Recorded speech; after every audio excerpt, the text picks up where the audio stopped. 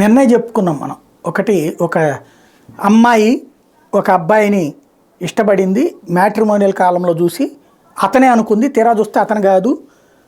ఆ అబ్బాయిని నువ్వే నన్ను పెళ్లి చేసుకోవాల్సిందే అని చెప్పి కిడ్నాప్ చేసి కొట్టించింది. దాంతో ఆ అబ్బాయి పారిపోయి వెళ్ళి పోలీస్ స్టేషన్లో కంప్లైంట్ పెడితే ఇప్పుడు అమ్మాయిని అరెస్ట్ చేశారు. స్టార్టప్ కంపెనీలు అదన్నీ నడిపేటువంటి కోటీశ్వరరాలే. ఇట్లాంటిది అసలు ఇదేం పరిస్థితి? నిన్న 3 కేసులు ఇట్లాంటివే వచ్చినాయి అన్నది కూడా మాట్లాడుకున్నాం. ఇప్పుడు అసలు ఆ కేసు స్టోరీ చూస్తుంటే ఓ సీరియల్లో లేకపోతే ఒక ఓటీటీలో ఒక సిరీస్గానో తీయచ్చేమో. ఆమె నుంచి ఇది అసలు విషయం ఏంటంటే, మాదాపూర్కి చెందిన భోగిరెడ్డి తృష్ణ ఆమె పేరు. ఓ డిజిటల్ సంస్థ నిర్వహిస్తుంది మాదాపూర్లోని.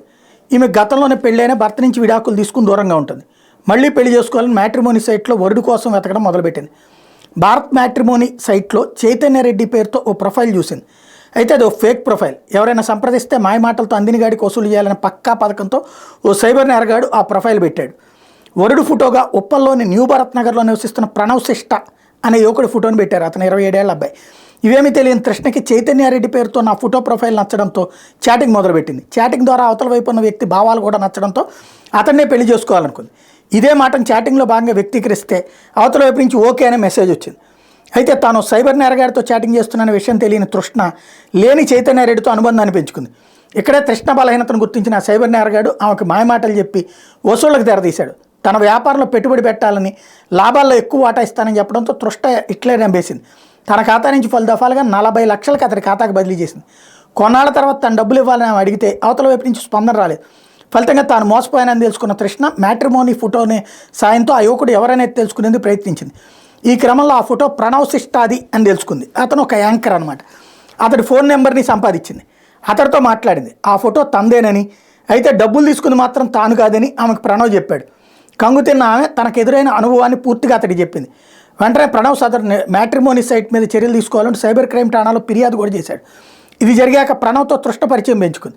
అతడితో తరచూ మాట్లాడేది. అప్పటికే ప్రణవ్ ఫోటోను చూసి అనుబంధాన్ని పెంచుకోవడం, అతన్నే పెళ్లి చేసుకోవాలని అనుకోవడంతో ఇదే మాటను ప్రణవ్తో చెప్పింది. ఆమె పెళ్లి ప్రతిపాదనని ప్రణవ్ తిరస్కరించాడు. ఆమెను దూరం పెట్టాడు. ఆమె నెంబర్ని బ్లాక్ చేశాడు. ఎలాగైనా ప్రణవ్నే పెళ్లి చేసుకోవాలనుకున్న తృష్ణ అతడి కిడ్నాప్ చేసేందుకు ప్రణాళికేసింది. అతడి కారుకు ఓ ట్రాకర్ను అమర్చి కదలికల మీద నిఘా పెట్టింది. ప్రణవ్ని కిడ్నాప్ చేసేందుకు తమ సంస్థలో పనిచేస్తున్న వ్యక్తిని పురమాయించింది. ఇందుకు గాను వాడికి 50,000 ఇచ్చింది. ప్రణవ్ కదలికల మీద నిఘా పెట్టిన వాడు మరో 4గురితో కలిసి ఈ నెల 11న ఆఫీస్ నుంచి ఇంటికి వెళ్తున్న ప్రణవ్ను అడ్డగించి కిడ్నాప్ చేశాడు. మాదాపూర్లో ఉన్న తృష్ణ కార్యాలయానికి తరలించి 5 గంటల పాటు తీవ్రంగా కొట్టారు. చివరికి బాధితుడు ప్రణవ్ తృష్ణ ఫోన్ కాల్స్కి స్పందిస్తానని చెప్పడంతో వదిలేశారు. వెంటనే ఈ ఘటన మీద ప్రణవ్ ఉప్పల్ పోలీసులు ఫిర్యాదు చేశాడు. కేసు నమోదు చేసుకున్న పోలీసులు సాంకేతిక ఆధారాలతో నిందితురాలు తృష్ణను గుర్తించి అరెస్ట్ చేసి రిమాండ్కి తరలించారు.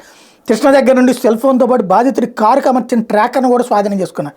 కిడ్నాప్ చేసేందుకు కృష్ణకు సహకరించిన నిందితులు మాత్రం పరారీలో ఉన్నారు. ఇది చూడండి ఎలాంటి వైపుకి వెళ్తోంది మనం అన్నటువంటిది.